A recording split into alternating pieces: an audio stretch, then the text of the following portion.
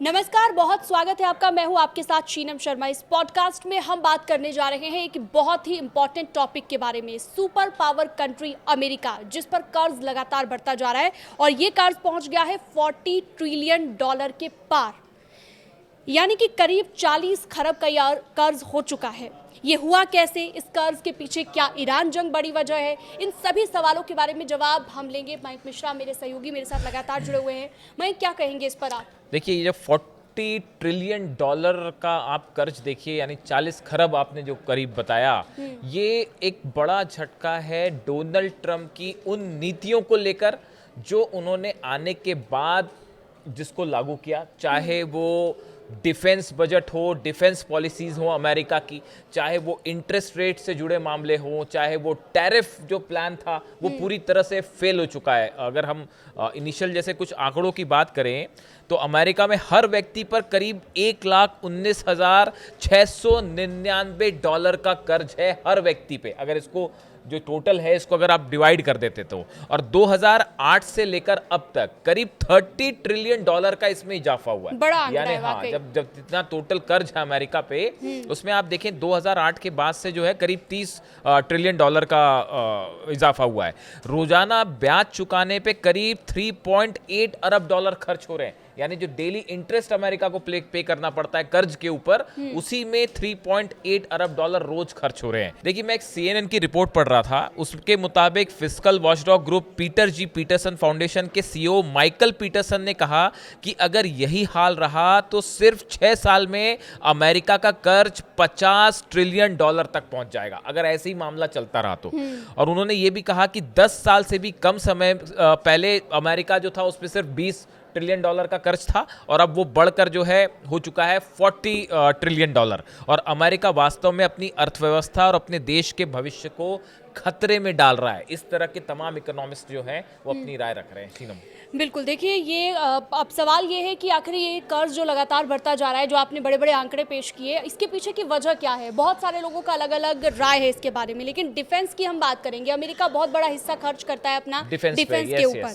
खासतौर पर क्या हम ये समझें कि हाल ही में जो जंग हमें देखने को मिली, जो ईरान जंग है, वो भी एक बड़ा रीजन है इसके पीछे कि कर्ज लगातार प्रति व्यक्ति बढ़ता जा रहा है अमेरिका? देखिए, डिफेंस पर करीब $2.5 अरब जो है वो रोज खर्च करता है अमेरिका, डेली, एवरीडे। और देखिए, इसमें मामला ये है कि आप देखें डोनाल्ड ट्रंप के आने के बाद से, चाहे एक सबसे बड़ा तो मुद्दा ईरान जंग रहा, जिस तरह से डोनाल्ड ट्रंप और उनके एडवाइजर्स ने सोचा था कि जब हमले हुए ईरान पर, तो इनिशियली उन्होंने सोचा था कि हम 4-5 दिन में जो है वो जंग जीत लेंगे, और मैक्सिमम अगर जंग चलती भी है तो 10-15 दिन से ज़्यादा जंग नहीं चलेगी। इस तरह का उनका अनुमान था।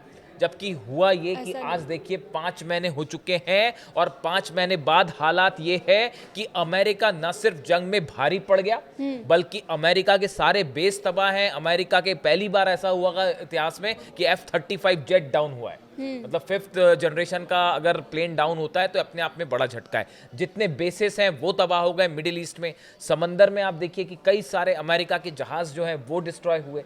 यानी इसको पूरा जो ओवरऑल बजट है, इसीलिए देखिए हाल ही में अमेरिका के रक्षा विभाग पेंटागन ने ईरान के साथ हुई जंग के खर्च और हथियारों के खाली हुए भंडारों को भरने के लिए अमेरिकी कांग्रेस से भारी भरकम बजट की मांग की है। इस युद्ध में अब तक लगभग $37.5 अरब खर्च हो चुके हैं, जिसके बाद प्रशासन ने करीब $87 अरब के अतिरिक्त फंड का प्रस्ताव रखा है। यानी आपने जो है करीब $37 अरब जो है वो खर्च कर लिए, अब उसको बढ़ा के आप कह रहे हैं कि $87 अरब और चाहिए ताकि जंग की जाए, और उसमें $67 अरब तो सिर्फ ईरान के साथ जंग के लिए मांग रहे हैं। तो देखिए, हालात ये है कि जो पहला फैक्टर है अमेरिका के इस कर्ज में, वो है ईरान से करारी हार अमेरिका की डिफेंस पॉलिसी की हार है, जो फाइनेंशियल नीतियां थी उसकी हार है, जो प्रोजेक्शन था वॉर को लेकर कि इतना खर्च होगा, वो खर्च उससे कई गुना आगे बढ़ गया, और टाइम भी काफी आगे बढ़ गया। तो इस पूरे डिफेंस सेक्टर में आप देखें, और इसके अलावा सिर्फ यहाँ का सवाल नहीं है, कभी आप वेनेजुएला पर हमला करते हैं, कभी कहते हैं ग्रीनलैंड पर हमला कर दूंगा। तो ऐसे जो ये जो लिस्ट है इसमें अगर इस तरह के ऑपरेशंस अगर आप करते रहेंगे बिल्कुल, जिनका कई कोई ऐसी अंत नहीं है। नीतियां हैं हम कह सकते हैं तो जो ये बात ट्रम्प सरकार ने डिफेंस, अपनाई, ये बात जो डिफेंस की है। रीजंस रहे डिफेंस की हमने बात कर ली। अब बात कर लेते हैं इंटरेस्ट रेट की, क्योंकि इंटरेस्ट भी काफी लगता है जितना आप कर्ज लेते हैं और जो ब्याज अमेरिका को इस पर चुकाना पड़ता है। क्या हम ये कहें मयंक कि कर्ज भी एक बड़ी वजह है? हाँ देखिए, बिल्कुल क्या होता है कि जब भी कोई सरकार कर्ज ले रही है कहीं से, तो उसमें आप जो इंटरेस्ट पे करते हैं, जैसे अमेरिका का अगर आप आंकड़ा ले तो केवल ब्याज चुकाने में ही रोज अमेरिका को 3.8 अरब डॉलर का खर्च करना पड़ रहा है। यानी एक दिन में आपने जो कर्ज ले रखा है उसको वापस करने में ही आपको रोज करीब 3.8 डॉलर का इंटरेस्ट देना पड़ रहा है, उसमें ब्याज देना पड़ रहा है। जैसे हम बैंक से कोई कर्ज लेते हैं तो जो ब्याज देते हैं, इंटरेस्ट वैसे ही 3.8 डॉलर का कर्ज देना पड़ रहा है पर डे। बढ़ते कर्ज के साथ उसका ब्याज भी सरकार के लिए बड़ी समस्या बनता जा रहा है। पुराने कर्ज पर निवेशकों को ब्याज देना पड़ता है और कर्ज बढ़ने के साथ ही यह खर्च भी बढ़ता जाता है। इससे सरकार के पास दूसरे जरूरी कामों के लिए उपलब्ध पैसा सीमित हो जाता है। दी गई जानकारी के मुताबिक committee for a responsible federal budget के वरिष्ठ नीति निदेशक मार्क गोल्डविन ने चेतावनी दी है कि अमेरिका कर्ज के जाल में फंसता नजर आ रहा है। यानी दूसरा बड़ा फैक्टर ऑब्वियसली ये है कि अब इतना भारी भरकम आप कर्ज लेंगे तो उसमें आपको इंटरेस्ट भी पे करना होगा। हालांकि अमेरिकी गवर्नमेंट का उसमें ये कहना है कि हम जो ब्याज लेते हैं उसको हम अलग अलग क्षेत्रों में विकास के लिए लगाते हैं, तो उससे फिर हमको प्रॉफिट भी होता है। लेकिन अभी फिलहाल एक बड़ा अमाउंट जो इस कर्जे में डूबा है अमेरिका, उसकी वजह इंटरेस्ट भी है। और साथ ही देखो, हर एक सरकार की कुछ ना कुछ नीतियां होती हैं कि कर्ज को हम कैसे कम करें। ट्रम्प सरकार की अपनी नीतियां हैं। हाँ, उन नीतियों की अगर हम बात करें तो कौन कौन सी नीतियां सरकार ने ऐसी अपनाई जो फेल हो गई, जिसकी वजह से हम कह सकते हैं कि ये कर्ज जो कम होना चाहिए था वो बढ़ता चला गया। बिल्कुल, देखिए जब ये ट्रम्प सत्ता में आए थे, पावर में आए थे, तो उन्होंने एलन मस्क के नेतृत्व में जो है एक सरकारी दक्षता विभाग बनाया था। इसका लक्ष्य सरकारी खर्च में 1 खरब डॉलर तक की कटौती करना था। इस उद्देश्य से उन्होंने ये कमेटी बनाई थी, विभाग बनाया था और उसमें एलन मस्क जो है उनको इसकी जिम्मेदारी दी गई थी। हालांकि जो इसके जो डिटेल्स सामने आए हैं वो इस पूरा जो कमेटी बनाई गई और उसका हेड बनाया गया एलन मस्क को, इन्होंने तमाम कोशिशें की लेकिन जो टारगेट लेके चल रहे थे वो पूरा नहीं हो पाया और वो उससे काफ़ी पीछे छूट गए। और देखिए एक और इसकी बड़ी वजह ये भी है कि एक तो अभी मिड टर्म पोल्स होने हैं अमेरिका में और उसमें ऑलरेडी डोनाल्ड ट्रम्प जो है उनकी लोकप्रियता बहुत तेजी से घटी है। ईरान जंग से उनको बड़ा झटका लगा है। पूरी दुनिया ने ये पहली बार महसूस किया कि अमेरिका जो है अरब देशों को की रक्षा नहीं कर सकता। ईरान की मिसाइल्स के सामने अमेरिका जो है वो एकदम कमज़ोर दिखाई दिया। उसका जो कवर अप था खासतौर पर अरेबियन कंट्रीज़ का, वो ब्लोन अप हो गया। जॉर्डन में हमले हुए, बहरीन में, कुवैत में, खासकर इन 3 जगह पर पूरी तरह से जो है पेट्रियट सिस्टम, थाट सिस्टम वो तबाह हो गए। ऐसे में ये बड़ा झटका था अमेरिका के ओवरऑल एक्सपेंडिचर को लेकर, जो इकोनॉमिक पॉलिसीज बनी है उसको लेकर।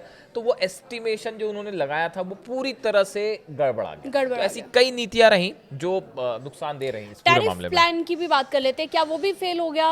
एक रीजन हम ये भी मानकर चल सकते हैं कि कर्ज बढ़ने के पीछे। देखिए अब टैरिफ का सवाल ऐसा है, टैरिफ एक ऐसी चीज है जिसको लेकर डोनाल्ड ट्रंप ने जितने बदलाव किए अमेरिका की नीति में, वो उससे ज्यादा बदलाव आपको पूरी दुनिया में किसी भी प्रेसिडेंट के इतिहास या किसी भी प्राइम मिनिस्टर की पॉलिसी को लेकर देखने को नहीं मिलेंगे। डोनाल्ड ट्रंप अब उन्होंने एक नया, जो अभी इस समय जो सबसे ज्यादा चर्चा में है कि रशिया से अगर आप तेल खरीद रहे हैं तो आपके ऊपर जो है वो 100% टैरिफ 5 देशों पर लगाने जा रहे हैं वो, जिसमें भारत भी शामिल है, जिसमें चाइना भी शामिल है। और 31 तारीख को उस पर चर्चा होनी है अमेरिकी संसद में। तो अब देखिए कुल मिला के मामला ये है कि कभी वो कहते हैं कि कभी चाइना पर टैरिफ लगा देते हैं और कहते हैं कि साहब अब इतना इतना टैरिफ लगेगा, कभी वो भारत पर टैरिफ लगा देते हैं। कई देशों पर उन्होंने टैरिफ पॉलिसी लगाई, लेकिन उसका नतीजा क्या हुआ कि सुप्रीम कोर्ट ने इन टैरिफ को अवैध घोषित कर दिया। इसके बाद अमेरिका को इन कंपनियों को करीब 160 अरब डॉलर वापस करने पड़े। यानी जो टैरिफ लगाए थे इन्होंने, जब सुप्रीम कोर्ट ने, अमेरिका की कोर्ट ने उसको रद्द कर दिया, असंवैधानिक करार दिया, उसके बाद 160 अरब डॉलर अमेरिका को वापस करने पड़ गए।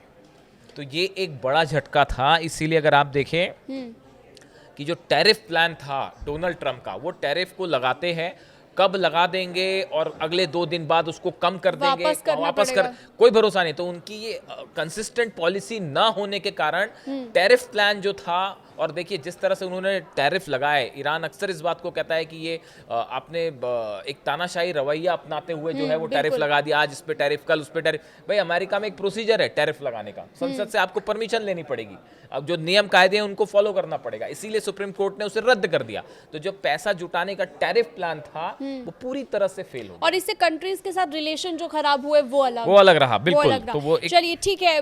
तो हमने आपको इस पॉडकास्ट के जरिए ये बताया कौन कौन से रीजन रहे और अमेरिका पर किस तरह से कर्ज लगातार बढ़ता जा रहा है। इस तरह की और खबरों के लिए, इंटरनेशनल न्यूज के लिए आप हमारे साथ बने रह सकते हैं। फिलहाल दीजिए इजाजत, नमस्कार। Thank you.